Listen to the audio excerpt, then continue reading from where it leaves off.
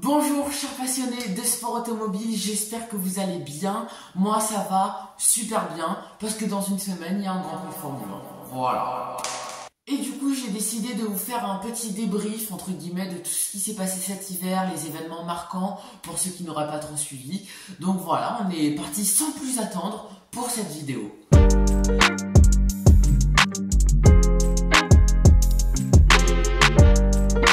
Alors avant de commencer, je crois que je vous l'avais déjà dit, mais sachez que je vais faire le débrief de tous les Grands Prix de la saison de Formule 1 le mardi après chaque Grand Prix sur YouTube. Et puis si je peux pas faire de vidéo, je ferai peut-être un live la semaine suivante pour débriefer un peu de tout ce qu'on a pas vu ensemble. Donc voilà, j'ai trop hâte de vivre ça avec vous, chers passionnés. La saison 2024 de Formule 1 a été rythmée par la bataille incroyable pour le titre entre McLaren, Red Bull et Ferrari. Mais au terme d'une saison spectaculaire, c'est bien McLaren qui décroche le titre constructeur devant Ferrari et Red Bull.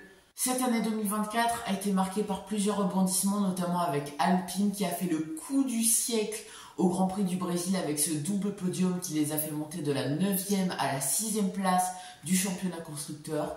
Tout simplement incroyable. Ils ont ensuite réussi à tenir cette place au championnat avec plusieurs bonnes performances de Pierre Gasly, notamment une 5e place au Qatar. Williams, eux, ont connu une année très difficile. Albon, Sargent puis Colapinto ont accidenté plusieurs fois la voiture, ce qui leur a coûté très cher en réparation.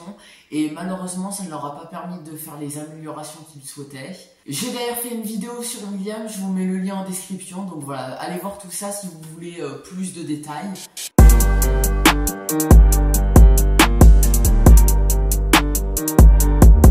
Les jeux des chaises musicales en Formule 1, c'est toujours un bazar et on en a eu la preuve cette année et l'année dernière. Les changements pour la saison 2025 ont commencé très tôt, le 1er février 2024, avec le transfert de Lewis Hamilton chez Ferrari.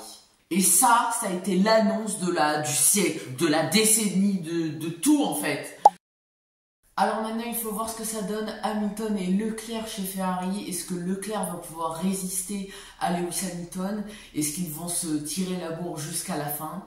Et d'ailleurs, en parlant de Ferrari, Carlos Sainz, lui, a quitté le navire. Il est parti chez Williams aux côtés d'Alexander Albon.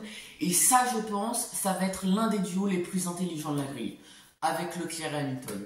Mais ouais, je pense que eux deux là, ils peuvent faire de très belles choses. Moi. Il y a aussi eu le départ de Sergio Pérez qui a complètement quitté la F1 après une saison catastrophique. Il a enchaîné mauvais résultats, crash, là où Verstappen réussissait à sauver les meubles avec une voiture qui n'était pas à la hauteur de ce qu'elle était au début de la saison. C'est très bête pour Sergio Pérez qui aura fait quand même une bonne carrière, il a gagné sur des très beaux circuits, il aura fait beaucoup de belles performances. Malheureusement ça se termine un peu mal, mais bon, est-ce que ce sera pas un mal pour un bien? Il a beaucoup montré son intérêt pour l'endurance, après je ne crois pas qu'il soit en endurance cette année, donc à voir. Kevin Magnussen, qui a lui aussi quitté la Formule 1, est en endurance. Il est chez BMW et au terme de cette première course qui s'est déroulée au Qatar la semaine dernière, il est 4e du championnat. Donc c'est vraiment pas mal. Je vous ferai sûrement une vidéo sur Kevin Magnussen un jour parce que contrairement à ce qu'on peut penser, il a une très belle carrière en Formule 1. Et sa carrière en Formule 1 qui pourrait se prolonger puisqu'il y a eu des discussions avec Audi notamment. Voilà. Bon, on parle des plus connus là, Magnussen, Perez, etc. Mais il faudra quand même qu'on parle des rookies. On les avait oubliés, les rookies. Alors premièrement, il va y avoir le français Isaac Hadjar chez Racing Bulls aux côtés de Yuki Tsunoda. Isaac Hadjar qui a fini 2e du championnat de Formule 2 en 2024.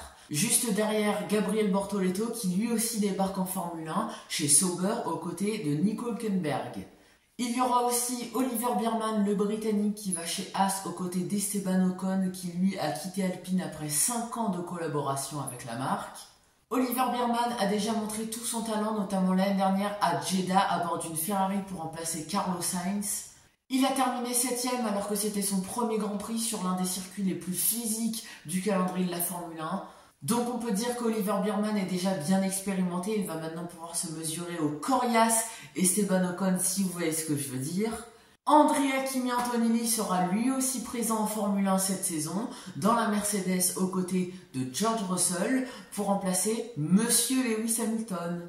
Et il y aura aussi Jack Doohan chez Alpine, aux côtés de Pierre Gasly. Et lui, il va vraiment falloir qu'il fasse ses preuves, parce qu'il y a un jeune prodige argentin derrière, Franco Colapinto, qui attend son baquet et qui est vraiment très très fort. Bon, c'est pas le tout, mais on n'a pas encore parlé de Sauber. Oui, oui, l'écurie qui a failli faire un 0 pointé en 2024. Alors Sauber, ils ont tout changé. Guanyu Zhou, il est parti chez Ferrari en tant que pilote réserviste. Et Bottas, il est retourné chez Mercedes en tant que pilote réserviste aussi. Non mais ça, c'est pas la meilleure, franchement. Les ingénieurs, les directeurs sportifs, les directeurs techniques, tout a changé chez Sauber. Bon, les essais hivernaux. Alors, à part un bus qui se promenait sur la piste et une coupure de courant, j'ai dormi pendant 3 jours.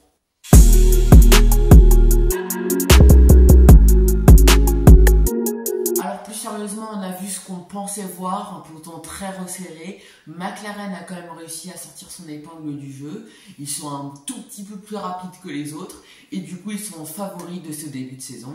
Ferrari a l'air d'être rapide aussi, mais encore une fois, il est très difficile d'établir une hiérarchie. Et alors, excusez-moi, hein, je vais revenir sur le sujet, mais la petite surprise de ce début de saison, c'est quand même Williams, 2 top 3 consécutifs, ils font presque les mêmes temps que les Ferrari, etc. C'est vraiment incroyable. Donc vraiment, Williams, gardez-les à l'œil. Alors malheureusement, il y a aussi des mauvaises surprises. Aston Martin qui a complètement chuté en termes de performance. Est-ce que l'arrivée d'Adrian Newey peut aider l'écurie à remonter la pente? Ça, je n'en doute pas. Mais pour l'instant... Est-ce que cette nouvelle réglementation à partir du Grand Prix d'Espagne sur les ailerons ajustables peut un petit peu inverser la tendance et peut permettre à Aston Martin de revenir dans le match? Alors j'ai fait beaucoup de shorts sur les essais hivernaux, j'ai aussi fait un réel sur Instagram pour vous expliquer ce que c'était les ailerons ajustables. Donc n'hésitez pas à aller voir tout ça, tous les liens sont en description de toute façon. Et puis n'hésitez pas à mettre un petit pouce bleu au passage. Merci. Il faut patienter encore une semaine avant le premier Grand Prix et avant les premières réponses à nos questions.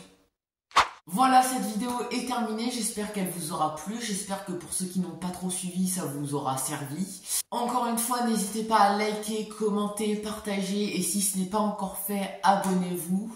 Et puis moi je vous dis à la semaine prochaine pour le premier débrief du premier Grand Prix de la saison 2025 de Formule 1. Yeah!